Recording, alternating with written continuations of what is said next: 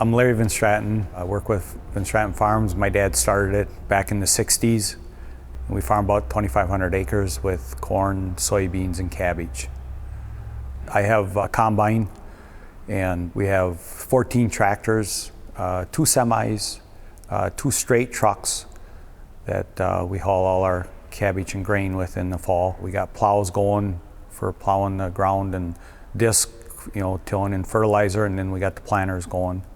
So we have quite a bit of equipment going at one time in the spring, and then in the fall we're harvesting, and combines going, trucks are all going, and we got tractors following that, working land also, and you can't afford to be down. If you're down in the spring and you don't get it planted, you have nothing to do in the fall, and it's thousands of dollars. Every day we lose bushels by not getting our crop in the ground early.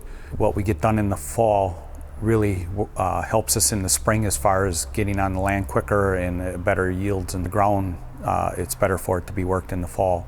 When we're out in the field, our biggest thing is the weather.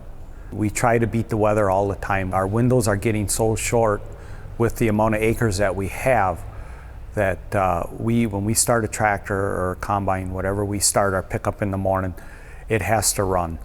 We got to be moving in the morning, and because there's only so many hours of daylight, and especially if they're talking rain coming in, we know we're not going to be doing nothing there. You got a tractor, it's beautiful, sunshiny out, and the tractor won't start. There's nothing more frustrating than that.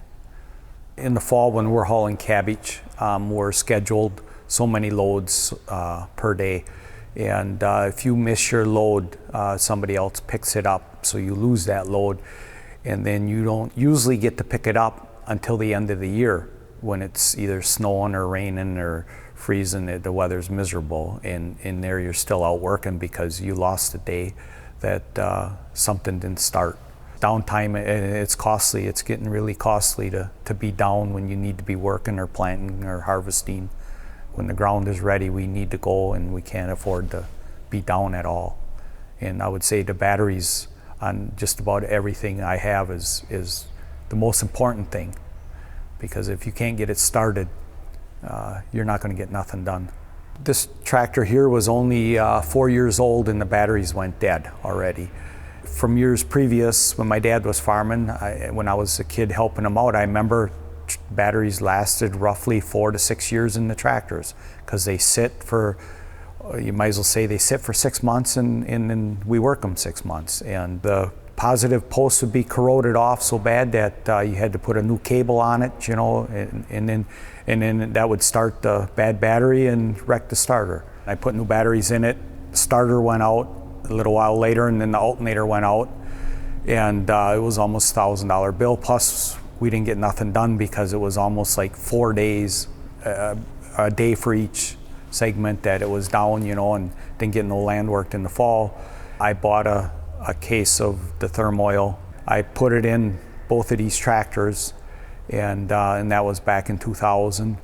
And all we do is blow the dust off the batteries and check the water. There's no corrosion whatsoever on the batteries. In fact, the one tractor, I didn't know I was supposed to check the water in it. I didn't read all the instructions on the bottle. And we checked it. It was 12 years that we checked the batteries in the tractor, and they took, between the 2 batteries in 12 years, took 10 ounces. So normally they take that in a year if you don't have ThermOil in them. To this day, I have it in everything that I have. I got it in the lawnmowers, the snowmobile, anything that does not have a maintenance-free battery. If you have trouble with your batteries, I mean, it just goes from the battery to the starter to the alternator. And now with GPS in our tractors and stuff, weak batteries are hard on the components of that. I have roughly, I would say, $3 million worth of equipment in the shed now. To replace it new, I would say it would be $8 to $9 million. You spend that kind of money, and $200,000 or $500,000 for a piece of equipment, and not to have no issue of starting it in the cold weather is great.